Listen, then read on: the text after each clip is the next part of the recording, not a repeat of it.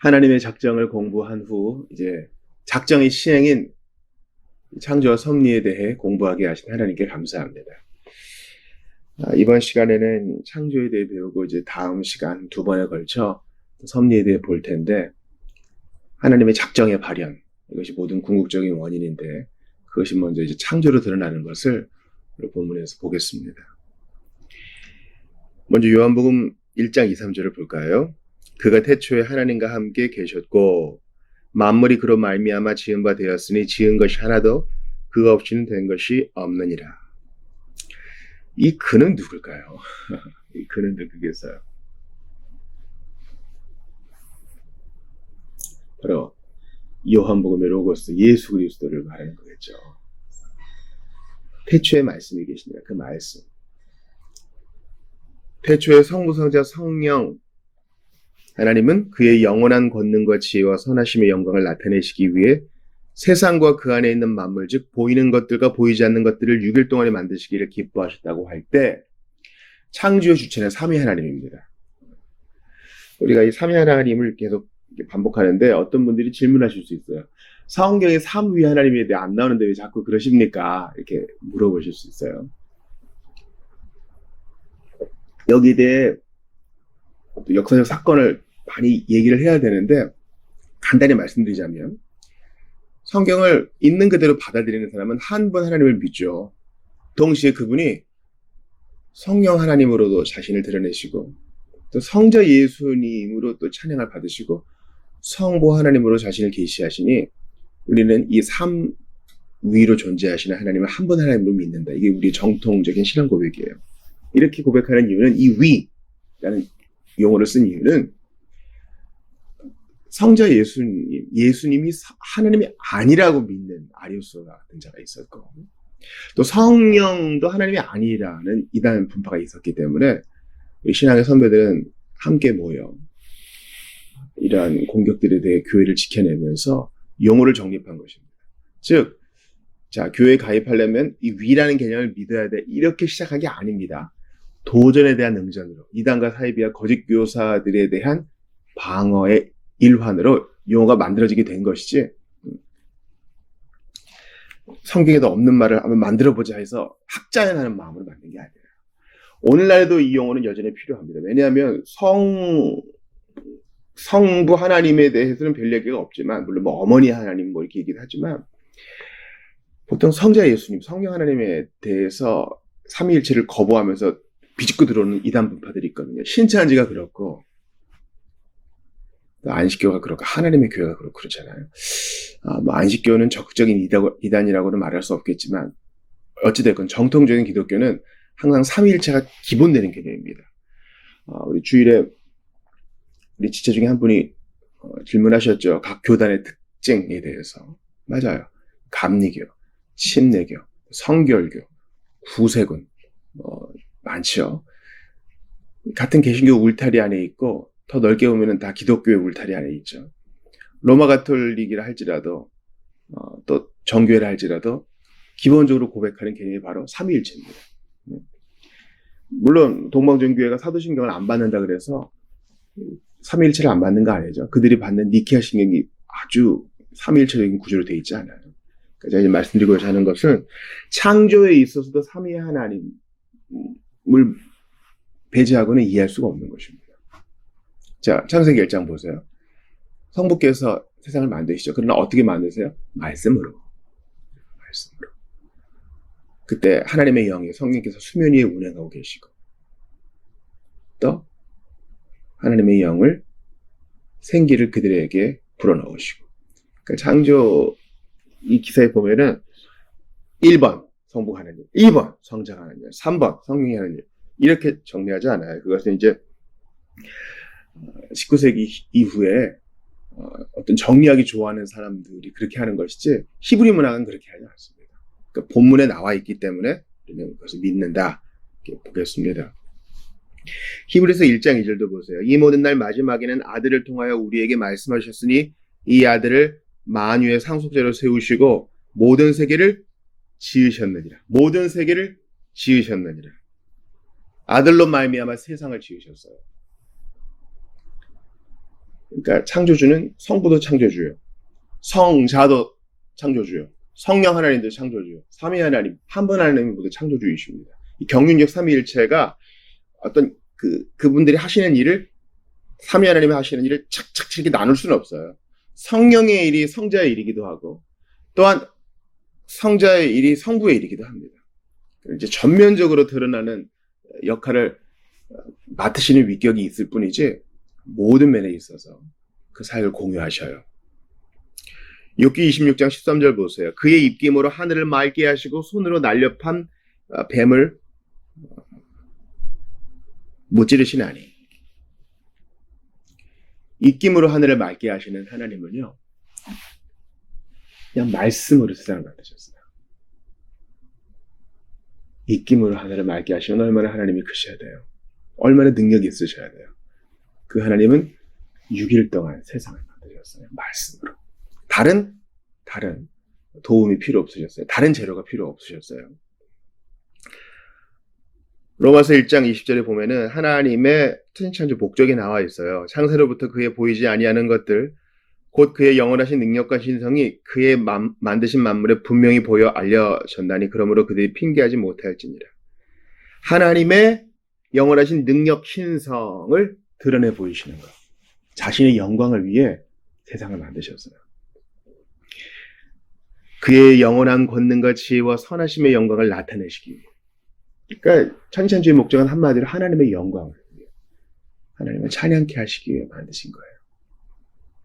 모든 피조물, 하늘과 땅, 동물들과 사람의 지음받은 목적은 뭐예요? 왜 태어난 거예요? 하나님을 찬양하려고. 하나님을 예배하지 않는다면 피조물로서의 목적을 상실한 거예요. 이거 진지하게 받으셔야 돼요. 그러니까 여러분, 예수님을 믿어야 되는 이유는 천지창조의 목적이에요. 그래야 거듭나 올바르게 된 몸과 영혼으로 하나님을 예배할 거 아니에요. 이제 하나님께 받아들일 수 있는 신분이 되어서 하나님을 예배할 거 아니에요.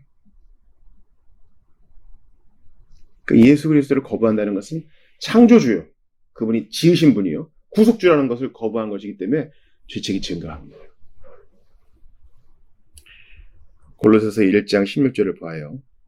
만물이 그에게서 창조되되 하늘과 땅에서 보이는 것들과 보이지 않는 것들과 혹은 왕권들이나 주권들이나 통치자들이나 권세들이나 만물이 다 그로 말미암고 그를 위해 창조되었고, 만물이 주님으로 말미암고 주님을 위해 창조되었는데 주님은 보이는 것들과 보이지 않는 것들을 다 만드셨어요. 골로새서 방금 말씀 보니까 보이지 않는 것들, 즉 왕권, 주권, 통치자, 권세, 여기에는 이게 악한 영도 포함되죠. 세상 주관자, 천사들과 특별히 그 안에 있는 악한 영까지 주님 다 포함하셔. 악한 천사들까지 만드셨어요. 물론 이제 하나님이 처음부터 악한 천사를 만든 거 아닙니다. 이성적인 피조물로 천사를 만드셨으나 그중 일부가 배반한 것이죠. 기억하세요. 우리의 눈에 보이는 것만 만드신 게 아니에요. 눈에 보이지 않는 것들도 만드셨어요. 그래서 우리가 한 달에 한 번 니케아 신경 고백할 때 보이는 것들과 보이지 않는 것들을 6일 동안에 만드셨어요. 그러니까 천사도 하나님의 영광을 위해 지음받은 거예요. 선한 천사들은 지금도 하나님을 보좌하고 편에서 그 주위에서 찬양하고 있죠. 자신의 목적을 수행하고 있는 겁니다. 또 우리를 돕고 있어요. 하나님은 천사들을 통해 하나님의 일들을 이루시고 하나님의 사람들을 도우시니까요. 창세기 1장 31절 보세요. 하나님이 지으신 그 모든 것을 보시니 보시기에 심히 좋았더라. 저녁이 되고 아침이 되니 이는 6째 날이니라. 6째 날에 사람까지 만드시고 문자적인 6일 동안의 세상을 만드시고 심히 기뻐하셨어요. 하나님은 자신이 창조하신 것을 보고 흡족해 하셨어요. 사람의 창조에서 그것이 정점에 달하죠.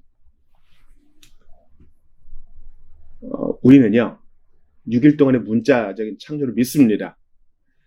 해와 달이 4일째에 나타났다고 해서 그 이전의 날에 대한 어떤 개념이 그 이유와 다를 거라는 것을 받지 않아요. 우리는 날이론과 간격이론을 배제하고 문자적인 6일 창조를 믿습니다. 창세기 2장 7절을 볼까요? 여호와 하나님이 땅의 흙으로 사람을 지으시고 생기를 그 코에 불어넣으시니 사람이 생명이 되니라. 하나님은 이성적이고 불멸하는 영혼을 가진 사람을 남자와 여자로 창조하실 때 다른 피조물들 만드신 후에 마지막에 하셨습니다. 땅에 있는 짐승들도 흙으로 만드셨지만 오직 사람에게만 하나님의 형상과 모양을 부여하셨고 그의 코에 생기를 불어넣으셨습니다.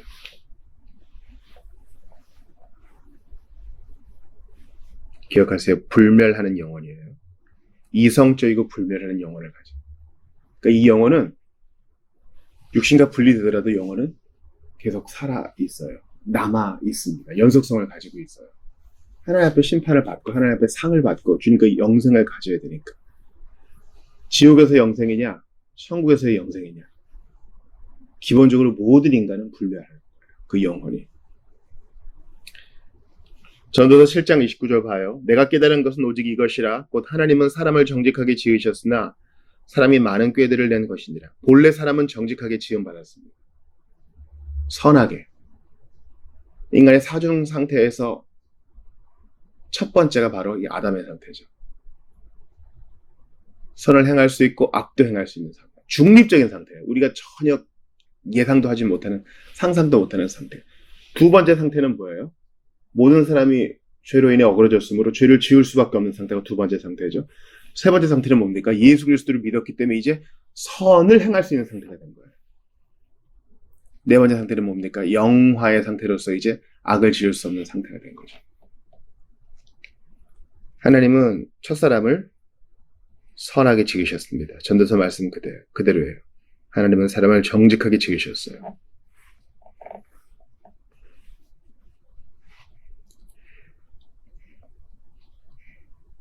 창세기 1장 26, 27절 보십시다. 하나님이 이르시되 우리의 형상을 따라 우리의 모양대로 우리가 사람을 만들고 그들로 바다의 물고기와 하늘의 새와 가축과 온 땅과 땅에 기는 모든 것을 다스리게 하자. 하시고 하나님이 자기 형상 곧 하나님의 형상대로 사람을 창조하시되 남자와 여자를 창조하시고. 여기서 형상과 모양은 같은 말입니다. 즉 우리는 하나님의 복제품이요 하나님의 대리자로 지음받은 거예요. 다른 피조물은 그러지 않아요. 그래서 다른 피조물을 다스릴 권한을 하나님이 위임해 주셨어요. 그러므로 우리가 자연을 보호하고 의롭게 다른 사람들을 행하고 환경 파괴를 막고 운동을 실행하고 또 그렇게 기도하며 나아갈 때 우리는 천천주의 목적을 잘 받드는 것이에요. 구원받은 사람은 마땅히 그렇게 해야 되는 것이고요. 여기서 우리가 그렇죠? 천지창조의 주체가 삼위 하나님이라는 것을 간접적으로 드러내 보여주고 있어요. 그러므로 다스리시는 궁극적인 왕이신 하나님이 그 다스림의 권한을 우리에게 위임해 주셨으니 두렵고 떨리는 마음으로 잘 수행해야 되겠죠. 여러분 부모가 아이들을 키울 때 하나님 대리자 노릇하는 거예요. 그 아이가 독립적이고 인격적인 어른이 될 때까지 두려운 마음으로 해야 돼요. 이건 권리지만 또 두려운 의무이기도 해요. 그러니까 사람은요 그냥 태어났으니 태어난 김에 살지 이거 아니고요. 한마는 이 세상 돈 많이 벌고 내 앞길이나 잘 단돌이 하면서 살아야지. 돈이나 많이 벌어야지. 여행도 마음껏 가야지. 이것만 위해 존재하는 게 아니에요. 하나님의 대리자로서 사람은 지음받았어요.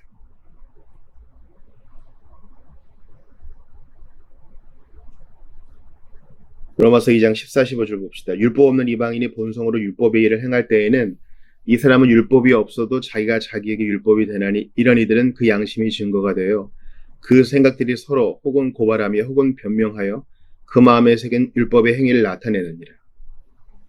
이거는 단지 이방인만 얘기하는 것이 아니고 첫사람부터 그랬어요. 양심의 하나님의 법을 새겨주셨습니다. 첫사람의 마음속에는 하나님의 법이 기록되어 있었습니다. 또 그것을 수행할 능력도 가지고 있었습니다. 이게 이제 아담 이후의 사람과 아담과의 차이죠. 아담은 양심의 하나님의 법이 새겨져 있었고 그걸 행할 능력이 있었어요. 우리는요. 우리 모든 자연인은 아담 이후의 모든 사람들 날 때부터 하나님의 법이 새겨져 있죠. 동시에 그걸 행할 능력도 없어. 그러니까 선악과를 따먹기 전에 사람과 후는 엄청난 차이가 있어요. 그러나 아담은 능력이 상실되지 않았습니다. 타락하기 전에 말이죠. 창세기 3장 6절 봅시다. 여자가 그 나무를 본즉 먹음직도 하고 보암직도 하고 지혜롭게 할 만큼 탐스럽기도 한 나무인지라 여자가 그 열매를 따먹고 자기와 함께 있는 남편에게도 주매 그도 먹은지라. 아주 중요한 본문입니다. 첫사람은 아직 죄를 범할 가능성 안에 놓여져 있었고 중간 상태라 그랬죠. 중립 상태라 그랬어요. 변하기 쉬운 인간 의지의 자유에 맡겨져 있었습니다. 어떤 분들이 얘기해요. 보암직도 하고 먹음직도 하고 그런 것도 안 주시면 되잖아요. 왜 그렇게 가변적으로 왔다 갔다 흔들리게 하셔가지고. 여러분, 하나님의 형상과 모양대로 지음받았다는 것은요. 자유로운 선택 아래에 있다는 것이에요. 자유로운 선택을 할 수 없다면 사람이 아니에요. 그것은 로봇이나 다른 누군가의 통제를 받는 종속적인 존재지 자유로운 인간. 그러지 않아요. 인간 다음에 가장 중요한 특징 중 하나는 스스로 자유롭게 선택할 수 있다는 거예요. 그러니까 하나님이 인간을 얼마나 사랑하셨는지 아시겠죠? 처음부터 못하게 딱 이렇게 프로그래밍 해놓으신 게 아니에요. 창세기 2장 10절 보세요. 선악을 알게 하는 나무의 열매는 먹지 말라. 네가 먹는 날에는 반드시 죽으리라. 하나님은 양심에 당신의 법을 새겨놓으셨을 뿐만 아니라 구체적인 명령도 주셨습니다. 생명나무 실과 옆에 있는 선악을 알게 하는 나무 열매 먹지 마라. 당연하죠. 그분은 창조 주시고 우리는 피조물이니까 그 명령을 받들어야죠. 그리고 그 외의 모든 것은 다 허락되어 있었어요. 여러분, 이게 진짜 자유 아닐까요? 자, 여러분이 휴가를 받아가지고요. 해변에 갔다고 생각해보세요. 아주 좋은 외국의 해변에 갔어요. 한가지 조건이 있어요. 여기 있는 거 다 여러분 누리세요. 이 환경, 반짝거리는 백사장, 아름다운 햇살, 깨끗한 바닷물. 이거 뭐 여러분들이 돈 낸 거 없지만은, 여러분들이 애쓴 거 없지만 다 누리세요. 조건이 하나 있어요. 저기 안전선이 있는데 부표 넘어가지 마세요. 근데 난 남대로 놀 거야 하다가 정신없이 하다가 히브리서 본 것처럼 흘려 떠내려갔어요. 그럼 못 구해줘요. 너무 많이 가면 나도 어떻게 못하는 거예요. 여러분 이해가 되세요? 참 자유란 그 한계 안에서의 자유인 거예요. 한계 안에서 기쁨을 누릴 수 있는 거예요.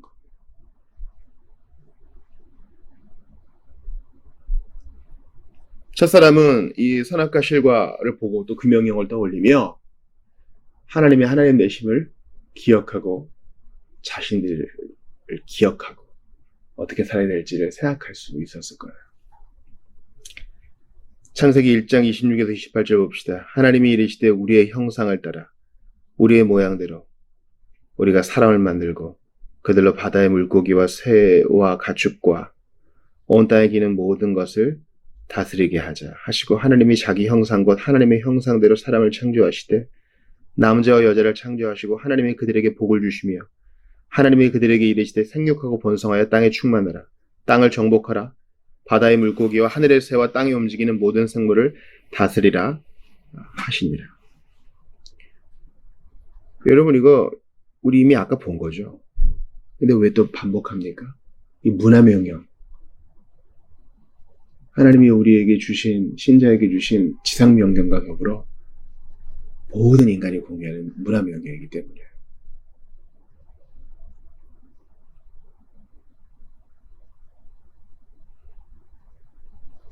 천지창조의 정점인 사람은요, 이런 하나님의 명령을 받았어요. 다스리고 정복하는 일이요.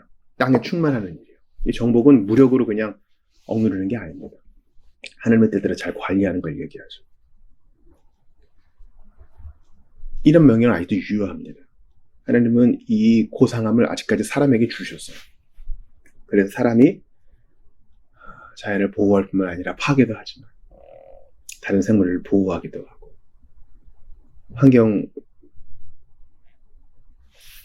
위기를 외치기도 하고 그렇게 하는 것입니다. 그들에게 복을 주십니다. 여러분 보세요. 첫사람의 타락 이후로 우리 안에 있는 하나님의 형상 모양은 어떻게 됐습니까? 완전히 없어지진 않았어요. 상당수 더럽혀졌습니다. 어그러졌어요. 굽어졌습니다. 그래서 지상 명령을 잘 수행 못해. 피조물을 잘 다스리고 관리하고 땅 충만하고 해야 되는데 결혼도 안 하고 아이도 안 낳고 일부러 자연을 훼손하고 동물들을 학대해요. 나도 나 자신을 제대로 사랑하지 못하고 다른 사람도 못하고 이게 하나님이 처음에 창조하신 모습은 아니란 말이에요. 하나님이 얼마나 슬퍼하실까요? 그럼에도 불구하고 하나님의 형상과 모양은 distort, 왜곡은 되었을지언정 완전히 없어지진 않았습니다. 지금도 사람이 희망이다 그렇게 얘기하시는 분들이 있잖아요. 사람이 아름다운 작품을 만들고 그래도 남아있는 인간으로 다른 일을 끌어안고 평화를 외치고 맞아요. 죄로 인해 왜곡되었어요. 그러나 일정 부분 남아있습니다. 그렇다면 예수 믿고 하나님의 자녀가 되어 하나님의 형상 모양이 회복된다면 더 얼마나 아름다워지겠어요. 하나님이 처음 의도하신 목적 얼마나 회복되겠어요. 그러니 우리 자신 돌아보자고요. 이 창조의 정점인 사람을 생각하면서 우리 예수 믿은 사람들이 정말 인간다움을 드러내고 있는가? 하나님 보시기에 정말 좋았더라 하셨는데 사람 보기에도 좋은 그런 인생으로 살고 있는가? 예수 믿는다면서 신앙 고백한다면서 인간미가 좀 홀폴 풍겨나야 되는데 예수 믿은 지 오래되었어도 여전히 까다롭고 여전히 화 많이 내고 이기적이고 이러면 창조와 구속의 목적대로 못 사는 거예요. 쓰레기 함부로 버리고. 사랑하는 여러분, 하나님은 자신의 영광을 위해 우리를 지으셨습니다. 그리고 우리를 구속하실 때 이거 새 창조다 이렇게 말씀하세요. 그리고 지금도 우리를 만들어 나가세요. 하나님 아들의 형상을 본받게 하기 위하여 우리를 하나씩 둘씩 만들어 가세요. 창조하시는 주님은 만들었으니 내 할 일 다 했다 이렇게 하지 않으시고 지금도 우리를 창조해 나가세요. 그러니 그 손길에 우리를 맡깁시다. 주님 저희가 부족해요. 닦아주세요. 고백합시다. 제 연약함을 빚어주세요. 온전하게 해주세요. 비록 대장장이가 망치려 내리실지라도 뜨거운 물에 들어갈지라도 하나님이 원하시면 저를 새롭게 만드실 수 있사오니 제가 이 고통을 감내하겠습니다. 성령께서 오셔서 당신의 원하는 뜻대로 나를 빚으소서 기도하며 나아가시는 여러분들 다 되시기를 주의 이름으로 축원합니다.